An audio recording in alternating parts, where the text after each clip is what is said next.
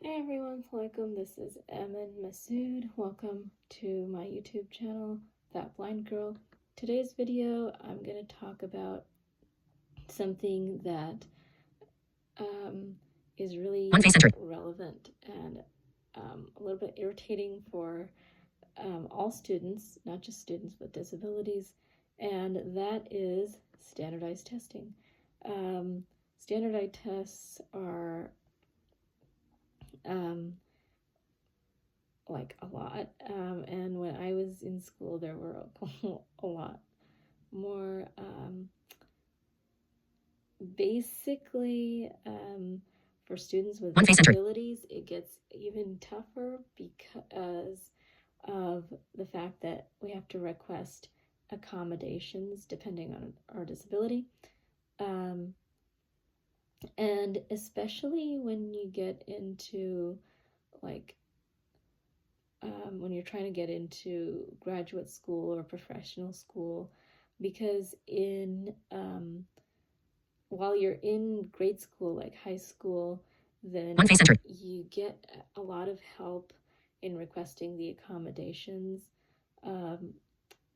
when you're when you're about to take the SAT and ACT, for example. You a lot of times the special education staff helps with accommodations, but when you're in for example, when you're in undergrad and thinking of going to graduate school or some professional school, then you have to take the initiative in that you have to be the one to start filling out the forms, and you have to be the one to contact your school's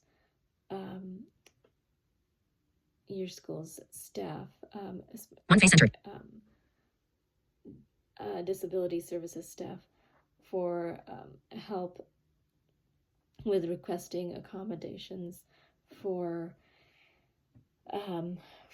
the standardized tests that you're going to take. So, for example, when I was in high school, I got a lot of help filling out. I got a lot of help in getting accommodations for my SAT and ACT. I didn't really have to fill out anything, but when I decided to take law school, to go into law school, I was in undergrad and I had to start filling out the forms.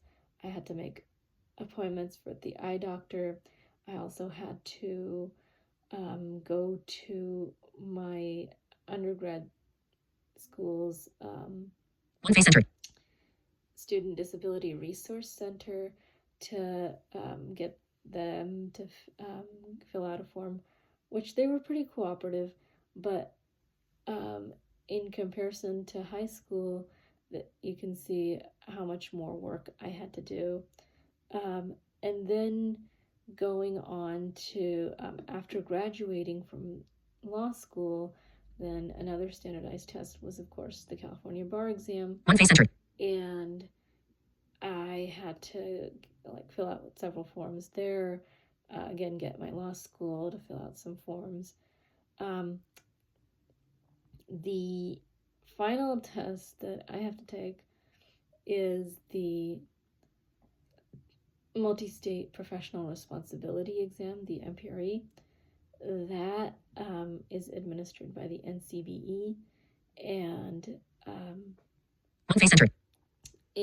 there, and I'm sure the NCBE isn't the only one who does this, but if you're requesting a disability-related accommodation, then you do have to present accommodation history. So basically, all the accommodations you received from elementary school all the way to law school, and even if you have accommodations approved for the bar exam, you got to provide that as well.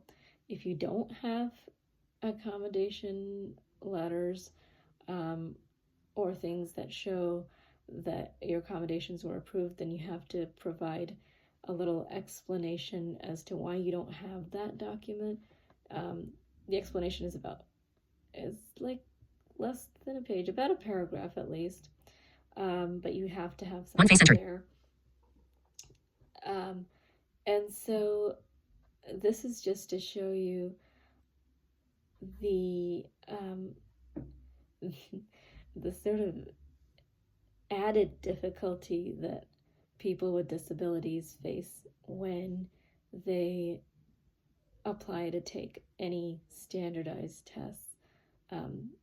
My experiences are just an example. Other people with disabilities will give you other examples.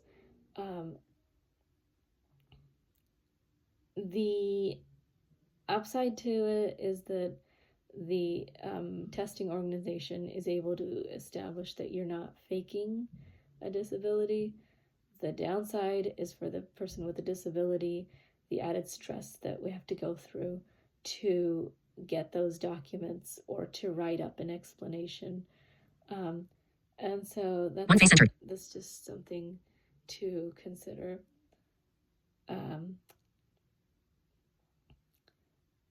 Today's video was a little bit short and maybe a little bit boring, but I hope it was at least a little informative. If you liked today's video, feel free to like and share it and subscribe to my channel for more videos, which I promise will not be as boring as today's. All right, thank you.